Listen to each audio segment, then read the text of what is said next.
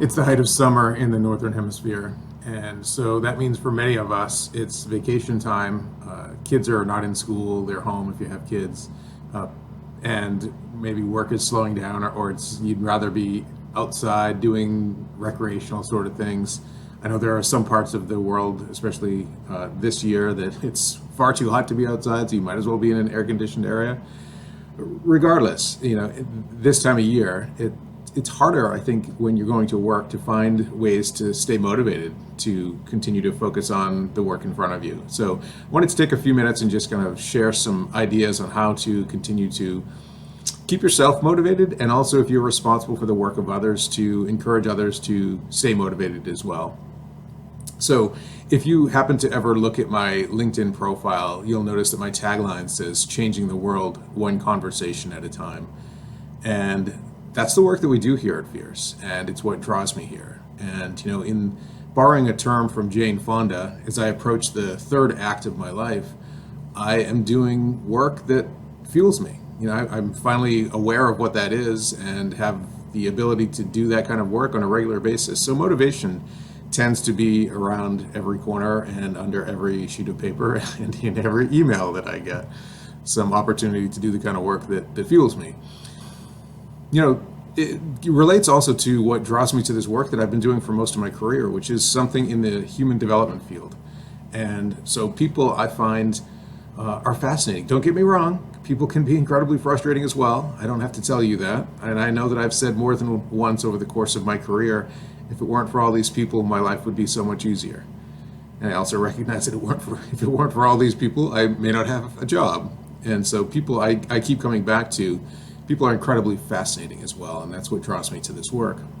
So finding meaning in your work is important, and sometimes it's not obvious, so look for the connection between what you do and the impact that it has on others. I've heard for many, many years, throughout most of my life, that you get what you give. And if you're ever in a point when you're feeling less than motivated, something less than happy, one sure way to improve your own mood is to focus on giving back to others and giving something to others.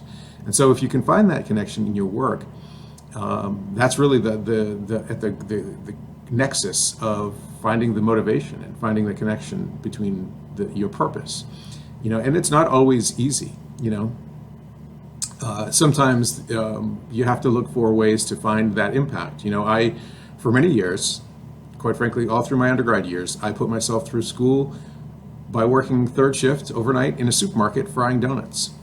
Not incredibly obvious how that's improving the lives of others. In fact, now with 2020 vision in hindsight, I recognize I may have been doing more harm than good to others from a health perspective. And yet, at the time, what fueled me was the recognition that these little sweet breakfast treats, or any time of the day treats, were providing some joy to people. And so I would come in for my next shift each day and looked for the donut case, and I'd have some great joy if it was mostly empty. It means people liked what I made, and it sold out.